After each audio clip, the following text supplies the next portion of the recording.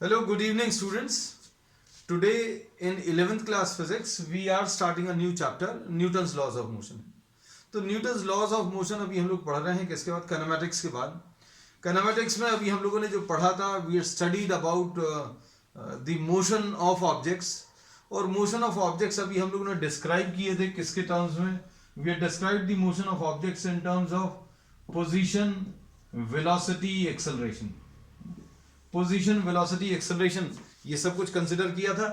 And without knowing the cause, without knowing the cause of the motion. तो इसमें कौन motion cause कर रहा है ये अभी हम लोगों ने पढ़े मिला. अभी हम लोगों ने मोशन स्टडी किया था. हम लोगों ने इसमें ये नहीं पढ़ा था कि इसमें what agency is responsible for causing the motion of objects, है ना. तो अब हम लोग इस चैप्टर में we will study about what the cause of motion. और कॉज ऑफ मोशन अभी हम लोग पढ़ेंगे, मतलब. और इसमें सबसे पहली चीज जो दिमाग में आती है, what causes motion is the force. तो फोर्स क्या चीज है, और फोर्स की वजह से एक्सेलरेशन आता है. और इसमें मास वाला एक फैक्टर है. हम लोगों ने इसमें कहीं पर भी मास कंसिडर नहीं किया था, लेकिन अब हम लोग मोशन स्टडी करेंगे या ऑब्जेक्ट को स्टडी करेंगे इन terms of what the force acting on the object and the mass.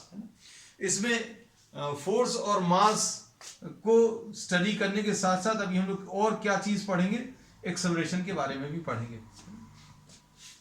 तो फोर्स क्या चीज है ये डिटेल में अभी हम लोग आगे डिस्कस करेंगे. तो सबसे पहली चीज तो अभी हम लोग ये बोलें कि जितने भी टाइप के मोशन अभी हम लोगों ने पढ़े थे, we had studied about motion on a straight line, then we had studied projectile motion, then we have studied what circular motion. तो ऐसे जितने भी मोशन अभी आप एक्सप्लेन कर पाए based on simple laws of Newton laws के basis पर, जिनको भी अभी आप जिन ऑब्जेक्ट्स का मोशन स्टडी कर पाए, इस पार्ट ऑफ साइंस को अभी हम लोग न्यूटोनियन मैकेनिक्स बोलते हैं. और इसमें अभी हम लोग ऐसे ऑब्जेक्ट्स के बारे में पढ़ते हैं जो डेली लाइफ से रिलेटेड हैं. डेली लाइफ से रिलेटेड मतलब ऐसे objects which are having speeds which are not comparable to velocity of light. ऐसे ऑब्जेक्ट्स के बारे में अभी हम लोग पढ़ते हैं न्यूटोनियन मैकेनिक्स में. इसको अभी हम क्लासिकल मैकेनिक्स भी बोलते हैं, है ना. कुछ सिंपल सी चीजें अभी हम बताएंगे. क्लासिकल मैकेनिक्स या न्यूटोनियन मैकेनिक्स, हम लोग ऐसे ऑब्जेक्ट्स के बारे में पढ़ेंगे. We will study about objects. We will study about the relation between force and acceleration for objects whose speed is very small as compared to the speed of light.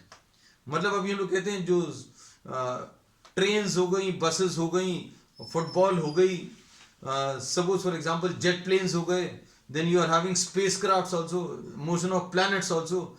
इन सभी को अभी हम लोग स्टडी कर सकते हैं किसकी मदद से, न्यूटन्स लॉज ऑफ मोशन की मदद से, है ना. तो ऐसे मैकेनिक्स को अभी हम लोग क्या बोलते हैं, न्यूटोनियन मैकेनिक्स, है ना. तो न्यूटोनियन मैकेनिक्स क्या है, it covers what the description of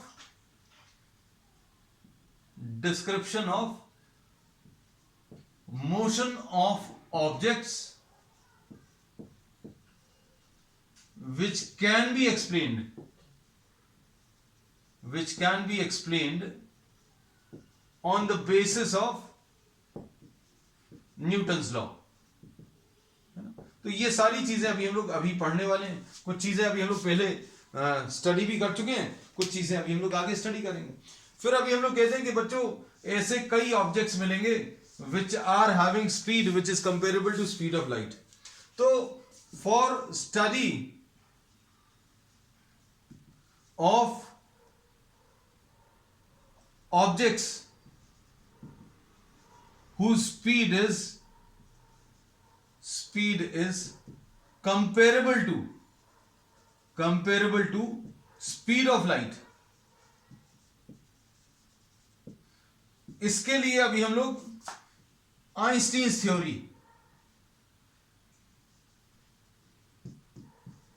theory of relativity, हम लोग ऐसे ऑब्जेक्ट्स जिनकी velocity comparable to velocity of light है, इसके लिए न्यूटोनियन मैकेनिक्स जो है काम नहीं आता, क्लासिकल मैकेनिक्स काम नहीं आता। उसके लिए क्या यूज करते हैं, ये सिंपल सी फैक्ट्स हैं जो अभी हम आपको बताते चल रहे हैं। उसके लिए अभी हम लोग आइंस्टीन थ्योरी ऑफ रिलेटिविटी पढ़ते हैं, और उसमें आगे जाकर अभी हम लोग ये पढ़ते हैं कि ऑब्जेक्ट्स के मासेस भी चेंज होते हैं। 9th क्लास तक, 10th क्लास तक, in fact even in 11th we study that mass of objects do not change, but we will study in Einstein theory of relativity that when the speed of the objects becomes very large, then mass of the objects also changes. मास और energy जो है equivalent होते हैं। ये अभी अपन आगे 12th class में कुछ टॉपिक्स इससे रिलेटेड पढ़ेंगे, है ना। फिर उसके बाद तीसरी चीज आती है बच्चों, क्या, when the objects are very small, atomic size पर अगर आ जाए, motion of what atoms, motion of objects which are related to what atomic size, उसके लिए फिर अभी हम लोग जो पढ़ते हैं वो that is termed as what quantum mechanics. तो अभी सबसे पहली चीज तो अभी हम लोग ने ये बता दिया कि अभी हम लोग ये क्यों पढ़ रहे हैं या इसकी जरूरत क्या है। तो बच्चों जो डेली लाइफ में अभी हम लोग ऑब्जेक्ट्स देखते हैं वो ना तो स्पीड ऑफ लाइट के बराबर स्पीड से मूव करते हैं। We do not have any object in our life which we use which is having a speed which can be compared to the speed of light, है ना। Even jet planes की अगर हम लोग बात करें तो जेट प्लेन्स की भी जो वेलोसिटी जो है वो that is very small as compare to the speed of light. तो ये अभी हम लोग पढ़ेंगे नहीं। फिर एटॉमिक स्ट्रक्चर ये अभी हम लोग केमिस्ट्री में या फिजिक्स में 12th क्लास में इसमें पढ़ेंगे, है ना। तो quantum mechanics is related to what, study of objects whose size is very small। तो अभी हम लोग ये कहते हैं कि ये न्यूटोनियन मैकेनिक्स जो अभी हम लोग पढ़ रहे हैं या classical mechanics, this is related to what, macroscopic objects, macroscopic objects. और ये जो है क्वांटम मैकेनिक्स किससे रिलेटेड है, this is related to microscopic objects, ठीक है। अब ये अंतर आपको समझ में आना चाहिए बेसिकली, है ना, कि अभी हम लोग जो पढ़ रहे हैं न्यूटोनियन मैकेनिक्स या क्लासिकल मैकेनिक्स, इसमें अभी हम लोग ऐसे ऑब्जेक्ट्स के बारे में पढ़ते हैं जिनकी स्पीड हमारी जो डेली लाइफ में स्पीड्स हैं उनके कंपेरेबल हैं। साइजेस भी ऐसे हैं जिनको अभी हम लोग नेकेड आई से देख सकते हैं, है ना। और फिर उसके बाद इनकी स्पीड जो है बहुत ज्यादा नहीं है, ठीक है। तो ये अभी हम लोग अब स्टार्ट कर रहे हैं बच्चों, क्या किसके बारे में, now we are studying about Newtonian mechanics और क्लासिकल मैकेनिक्स। अब इसमें सबसे पहली चीज तो बच्चों फोर्स के बारे में, इस चैप्टर में न्यूटन्स लॉज ऑफ मोशन में सबसे पहली चीज जो अभी हमें मिलेगी वो फोर्स, है ना। तो फोर्स क्या चीज है बच्चों, तो फोर्स अभी हम लोग बोलते हैं इस स्टेज पर हम लोग कह सकते हैं कि मस्कुलर एफर्ट है। तो मस्कुलर एफर्ट किस चीज के लिए, या किसी भी टाइप का एक एजेंसी है which tends to change the state of the object, tends to change the state of the object का मतलब क्या है, कोई ऑब्जेक्ट अगर रेस्ट पर है और इसमें someone comes and tries to push this, अगर इसको कुछ मस्कुलर एफर्ट लगा के आपने इसको पुश किया तो क्या होगा, suppose for example this is the object, इस ऑब्जेक्ट में अगर आपने एक मस्कुलर एफर्ट लगाया तो this object will try to move and in fact this is moving. Suppose if in place of this object you are having a heavy almirah, तो उसमें अभी आपने एक muscular effort लगाया but the almirah does not move, but still you have applied some push, है ना। तो अब हम लोग इसमें ये कहते हैं कि फोर्स क्या है बच्चों, फोर्स जो है बच्चों एक पुश और पुल है ना, which tries to अब हम लोग इसमें कुछ चीजें बताएंगे क्या क्या चीज कर सकता है, which tries to produce motion or tends to produce motion। दोनों में डिफरेंस समझ में आना चाहिए। जैसे अभी हमने इस पेन के कैप की बात की थी, तो इसमें अभी हम लोगों ने जो पुश बोला था वो एक्चुअल में इस ऑब्जेक्ट को चला रहा है ना। लेकिन अगर हेवी अलमीरा ले लिया तो उसमें आपने पुश तो लगाया लेकिन the object does not move. So we say that force is what, a push or an effort which tries to produce motion or tends to produce motion in the object, ठीक है। फिर उसके बाद बच्चों इसको और ऐसा कह सकते हैं, suppose if you are having an moving object, कोई ऑब्जेक्ट अगर मूव कर रहा है, सपोज इस डायरेक्शन में मूव कर रहा है, and if you come in the way of the object, है ना, आप रास्ते में आ गए और उसको रोकने की कोशिश करी. Suppose your friend is trying to cycle in this direction, your friend is cycling in this direction and you just hold the bicycle and try to pull it backwards. तो अभी हम लोग ये कहते हैं ये भी एक फोर्स है. तो अभी हम लोग कहते हैं क्या, force is a push or a pull which tries to stop the motion, stops or tends to stop the motion of the object. इसमें stop the motion और tends to stop the motion of the object में अंतर क्या है? Suppose if you are standing in the way of your friend cycling in this direction, आपका friend जो है इस डायरेक्शन में साइकिल चलाते हुए आ रहा है, and you stand in its way, है ना, और आप इसमें ऑपोजिट डायरेक्शन में फोर्स लगा रहे हो, तो क्या होगा, you will be able to actually stop the object. But just try to imagine ही करना है बच्चों. Suppose you are having a moving truck ऐसा कुछ मूव कर रहा है, आप इसके रास्ते में आकर उसको रोकने की कोशिश करोगे. अगर तो यही अभी हम लोगों ने लिखा है इसमें, it tends to stop the motion of, you're trying to stop the motion of the object but the object does not stop. Obviously reason क्या है, it is having a very large mass. अगर cycle जितनी velocity से चल रही थी, suppose the cycle is moving with some velocity and the truck is also moving with the same velocity, you are able to stop the cycle but you are not able to stop the truck. तो मतलब अभी हम लोग कहते हैं इन दोनों में कहीं पर कुछ डिफरेंस है, जिसकी वजह से the same person applying this same effort on the cycle and the truck, the cycle stops but the truck does not stop, है ना. तो ये सारी चीजें अभी हम लोग इसमें पढ़ने वाले हैं. तो अभी हम लोगों ने क्या बोला है, force is a push or a pull which tries to stop, it stops or tends to stop the motion of the object, है ना. तो दूसरी चीज अभी हम लोगों ने ये लिख दिया. अब उसके बाद तीसरी चीज अभी हम लोग कह सकते हैं, it changes the direction or tends to change the direction of motion of the object. अगर कोई ऑब्जेक्ट जो है स्ट्रेट लाइन में मूव कर रहा है, suppose here you are having a football which is moving with a constant velocity in this direction and you apply a force in this direction. So what will happen?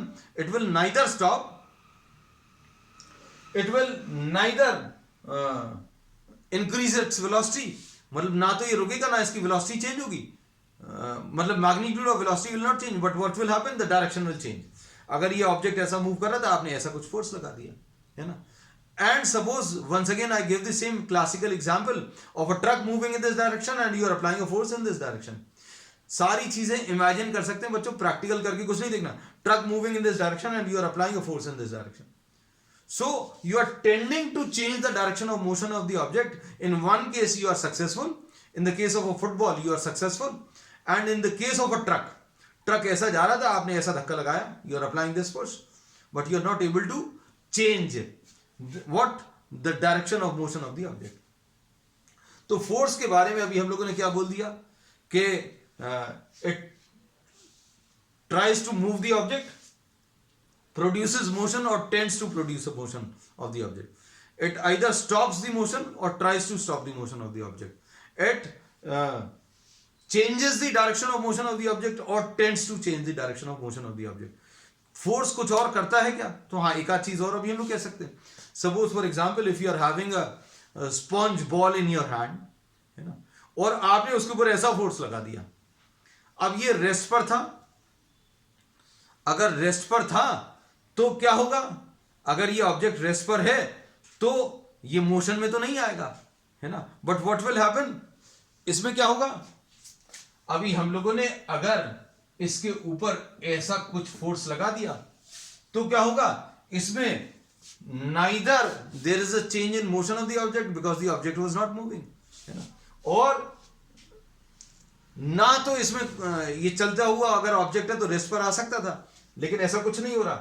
अगर ये if it is moving then there may be a change in direction of the motion, direction of motion of the object, लेकिन वो भी नहीं हो रहा क्योंकि object rest पर है. So if you are applying force in this direction, what will happen, the object will get deformed. Deformed मतलब उसका शेप चेंज हो जाएगा. इसमें अगर आप स्पॉन्ज बॉल को इमेजिन नहीं कर पा रहे, you can assume what, a heap of sand, रेत का एक ढेर है, आपने ऐसा कुछ फोर्स लगाया, फोर्स लगाने पर क्या होगा, इसका शेप साइज चेंज हो जाएगा. तो चौथी चीज अभी हम लोग कह सकते हैं, टेंड्स, चेंजेस और tends to change the shape और size of the object.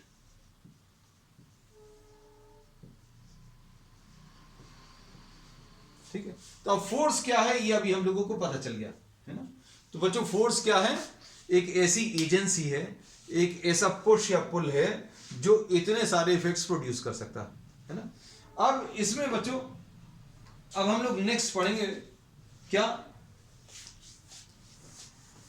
Types of forces. तो टाइप्स ऑफ फोर्सेस बच्चों बहुत सारे हैं, लेकिन अभी हम लोग वो सब कुछ नहीं डिस्कस कर रहे हैं, लेकिन अभी एक बहुत सिंपल क्लासिफिकेशन ले रहे हैं. सिंपल क्लासिफिकेशन क्या है, simple types of forces. Types of forces में पहला टाइप है कॉन्टैक्ट फोर्स, एंड दूसरा टाइप है बच्चों field forces. These are non contact forces. अब इसमें दोनों में डिफरेंस समझिए क्या है दोनों में. तो इसमें अभी हम लोग ये कहते हैं कि बच्चों कुछ ऑब्जेक्ट्स में कांटेक्ट जरूरी है फोर्स के लिए. जैसे एग्जांपल के लिए फोर्स इन अ थ्रेड, आपने सपोज ये ब्लॉक लिया और इस ब्लॉक में एक थ्रेड बांधा और थ्रेड को आपने पुल किया है ना. तो the force which is generated in this thread will be termed as the contact force है ना. इसको अभी हम लोग टेंशन बोलते हैं, टेंशन इन द थ्रेड. बच्चों ये बिना कांटेक्ट के पॉसिबल नहीं है. उसके बाद अभी हमने आपको एक रिएक्शन भी बताया था, ये पिछले चैप्टर में बताया था, आज फिर से बता दे रहे हैं कि बच्चों कोई ऑब्जेक्ट अगर यहां पर रखा हुआ है, this is a pen which is placed on my hand. अब ये कैप के बारे में क्या कह सकते हैं बच्चों, ये कैप जो है हमारे हाथ से छूटी, जैसे suppose if I am leaving this object, what happens, this falls in downward direction. Reason क्या है, क्योंकि अर्थ इसको अपनी तरफ खींच रहा है. लेकिन ये क्यों नहीं गिर रहा, why is this pen not falling in downward direction. Reason is because the hand is applying a force, a contact force on this object. हाथ ने पेन के ऊपर एक फोर्स लगाया, और किस डायरेक्शन में लगाया, अपवर्ड डायरेक्शन में. इसकी वजह से ये पेन मूव नहीं कर रहा. ये पेन का जो कवर था उसको अभी हमने छोड़ा, तो when it is left it falls in downward direction. But what happens to the pen, the pen does not fall, weight is acting in downward direction. Pen cover को भी और पेन को भी अर्थ अपनी तरफ पुल कर रहा है. लेकिन अभी हमने पेन कवर को छोड़ दिया, so under the action of that force what happens, the pen cover falls in downward direction, but this is not falling because the hand is applying a force. आपने कोई मस्कुलर एफर्ट नहीं लगाया. ऐसे ही अगर आप टेबल के ऊपर रखें एक ऑब्जेक्ट को देख लो, suppose this is a book which is lying on the table, no human being is applying a force on this object, no human effort, no muscular effort is applied, but still we say that there is a force. इस block के ऊपर, इस book के ऊपर upward direction में force लग रहा है, इसलिए ये नीचे की तरफ नहीं गिर रही. आप नीचे की टेबल अलग कर दो, suppose if you are removing the table, what will happen, the support which is provided by the table, this is lost completely. If you remove the table, then the support which was provided by the table gets removed completely, and what happens to the book, the book falls in downward direction. तो ये भी बच्चों क्या है, एक contact force है. तो अभी सबके दिमाग में ये आएगा कि भाई अब ये सारे फोर्सेस कॉन्टैक्ट फोर्सेस हैं, और कोई फोर्स जैसे फोर्स ऑफ फ्रिक्शन. तो अभी हम लोग ये बोलते हैं कि suppose you give some velocity to this object, then what happens after traveling some distance, it comes to a rest. इसमें अभी हम लोग ये बोलते हैं, suppose if you kick a football, then it travels with some velocity, travels some distance and comes to rest. Who is responsible for this? So we say that the force of friction बच्चों is responsible for the object coming to rest. तो अब हम लोग इसमें क्या बोलते हैं, ये फोर्स कैसा है, ये भी कॉन्टैक्ट फोर्स है। तो कॉन्टैक्ट फोर्स के अभी हमने क्या क्या एग्जांपल दे दिए, टेंशन इन थ्रेड बोल दिया, फोर्स ऑफ फ्रिक्शन बोल दिया, नॉर्मल रिएक्शन बोल दिया। तो भाई अब ऐसे कौन से फोर्स हैं जो कांटेक्ट की वजह से नहीं है? ये सारे कांटेक्ट की वजह से। अगर कांटेक्ट नहीं होता तो ये फोर्सेस काम नहीं करते। तो ऐसे कौन से फोर्सेस जो कांटेक्ट के ऊपर डिपेंड नहीं करते? तो बच्चों अभी हम लोग ये कहते हैं, देखो वेट, इसका weight is what, the force which is exerted by the earth on this object. Weight किसी भी ऑब्जेक्ट का क्या होता है? Weight is the force of attraction acting on any object due to the earth. Weight वो होता है ना, मास नहीं होता। Mass and weight are different things. Mass simple M है, वेट इज mg। ये अभी हम लोग आगे पढ़ेंगे, लेकिन अभी हम लोग ये कहते हैं कि वेट जो इसका काम करता है, क्या उसके लिए इसका अर्थ के साथ कांटेक्ट जरूरी है क्या? ये सारे फोर्सेस के लिए कांटेक्ट जरूरी था। But what can we say about the force which is exerted by the earth? Earth इसको अपनी तरफ खींच रहा है, लेकिन क्या अर्थ इसके कांटेक्ट में है? नहीं है। अब किसी को यह लगेगा कि भाई हमने एक कांटेक्ट बनाया हुआ, I have made a contact between this object and the earth, so I am leaving this pen. अगर हम इस पेन को छोड़ दें तो क्या होगा? If I leave this cover, then there will be no contact between this object and the earth, and what happens, the earth is attracting it, अर्थ ने इसको अपनी तरफ अट्रैक्ट किया, and due to this attraction it is falling in downward direction। तो ये non contact force है, और ये फील्ड फोर्सेस कहलाते हैं। फील्ड क्या है ये अभी हम लोग डिटेल में आगे जब ये चैप्टर्स आएंगे तो तब अभी हम लोग पढ़ेंगे, है ना। तो ऐसे ही अभी हम लोग देखते हैं दो इलेक्ट्रॉन्स के बीच में, suppose this is an electron and this is another electron, इनके बीच में जो फोर्स लगेगा वो कैसा है? इनके बीच में एक फोर्स ऑफ रिपल्शन लगता है। There is a force of repulsion and this is termed as electrostatic force of repulsion. This we have studied in 10th class. दो चार्जेस के बीच में जो फोर्स लगता है, for that force to be acting between these two, no contact is required. So we say that this generates a field, मतलब ये जो है एक फील्ड जनरेट करता है, और वो फील्ड के कारण विदाउट एक्चुअल कॉन्टैक्ट फोर्सेस काम करते हैं, है ना। अच्छे से समझना इस बात को।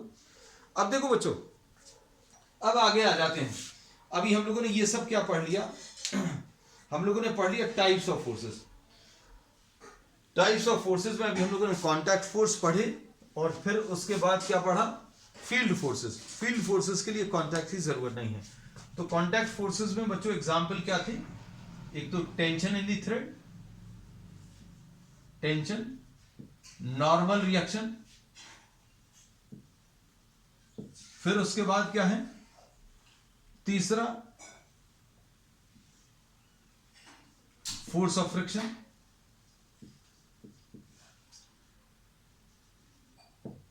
and for contact forces actual contact is required. field forces अभी हम लोग कहते हैं contact is not required, और इनमें फोर्सेस क्या आएंगे? इसके एग्जांपल्स क्या आ जाएंगे? वेट, फिर उसके बाद force acting between two electrons, फिर उसके बाद क्या है? ग्रेविटेशनल फोर्स ऑफ अट्रैक्शन,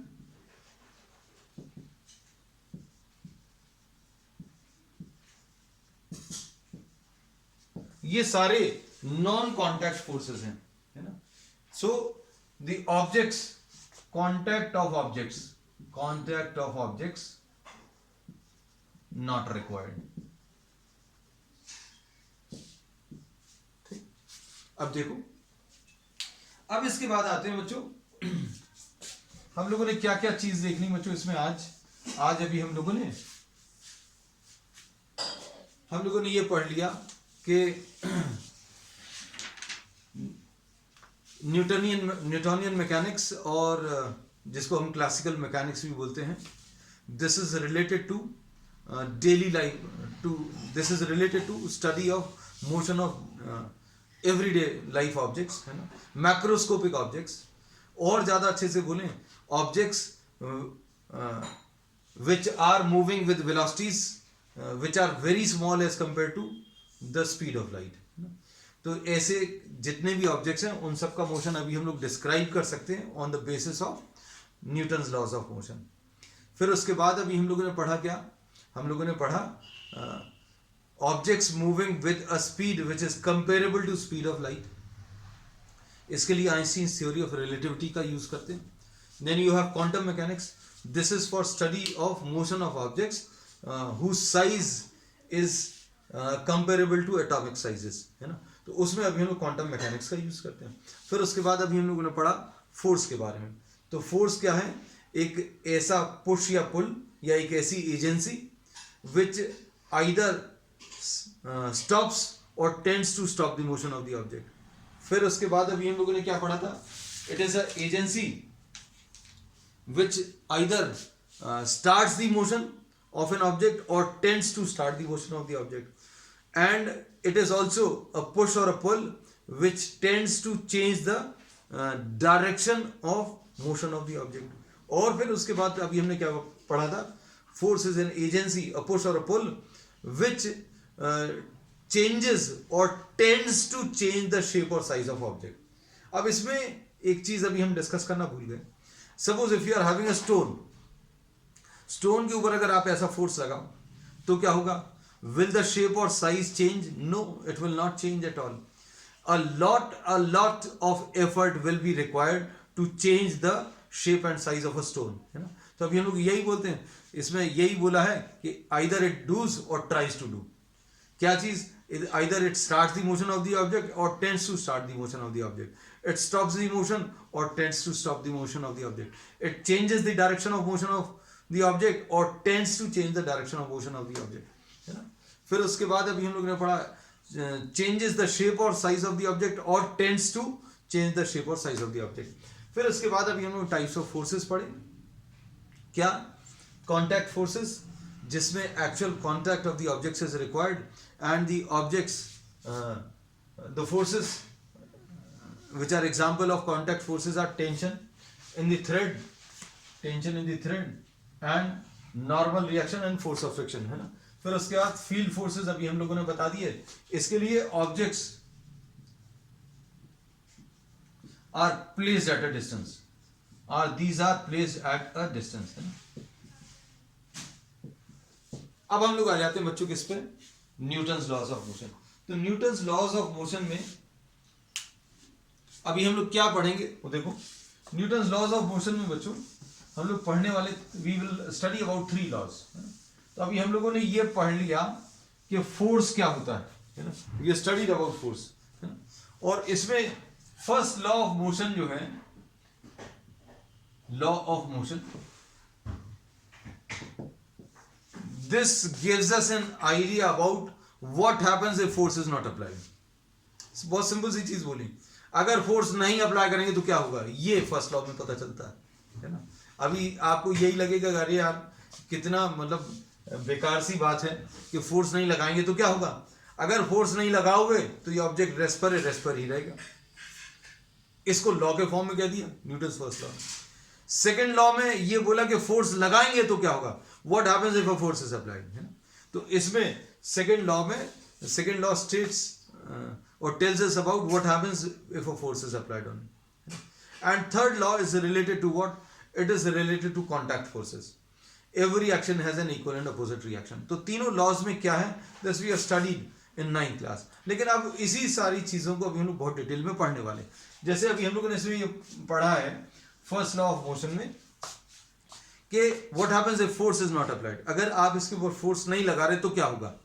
अगर आप फोर्स नहीं लगा रहे तो ये ऑब्जेक्ट रेस्ट पर है, it will tend to remain at rest, है ना. It will never change its position of rest on its own. ये अपने आप अपनी पोजीशन ऑफ रेस्ट चेंज नहीं करेगा.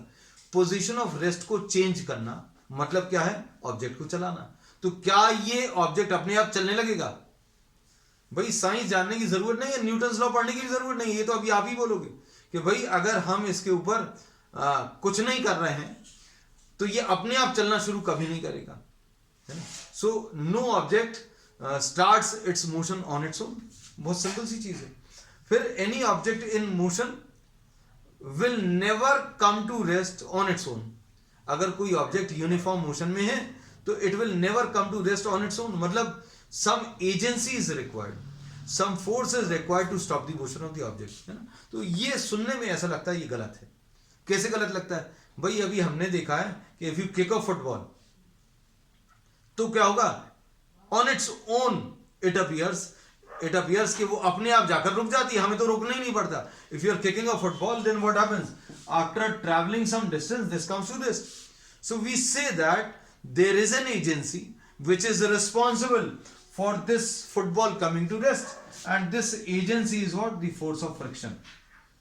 तो force of friction अगर नहीं होता, if the force of friction is absent, then the object which is in uniform motion will tend to continue to remain in uniform motion. कोई object अगर uniform motion में है तो यूनिफॉर्म मोशन में रहने की टेंडेंसी रहेगी, unless you are applying a force on it. तो ये अगर कोई ऑब्जेक्ट मोशन में है तो अपने आप रुकने वाला नहीं है, उसके ऊपर कोई फोर्स लगेगा, ये फोर्स लग जाता है। कौन सा वाला फोर्स लग जाता है? Force of friction.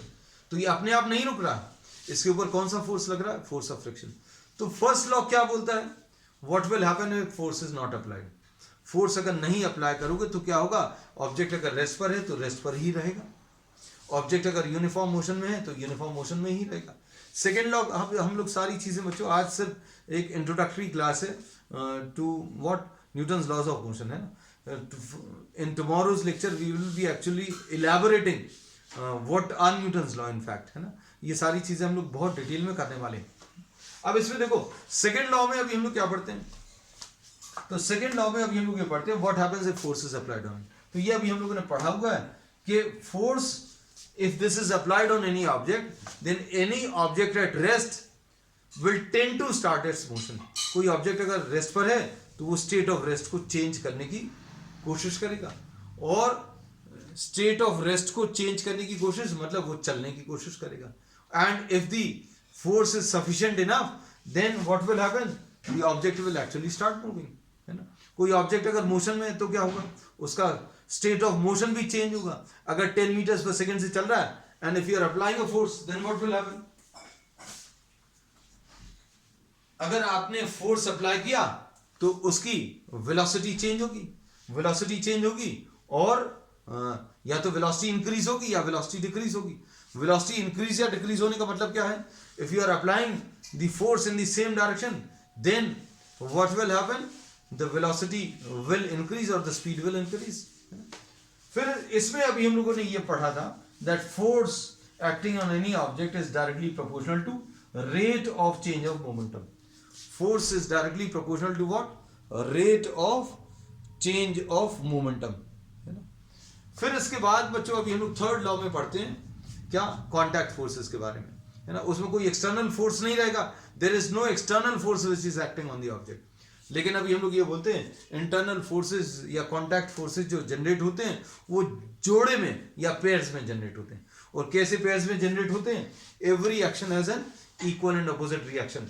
जैसा अभी हमने बुक का एक एग्जांपल लिया था, बुक ने टेबल को प्रेस किया और टेबल ने बुक को ऊपर की तरफ एक सपोर्ट दिया, है ना।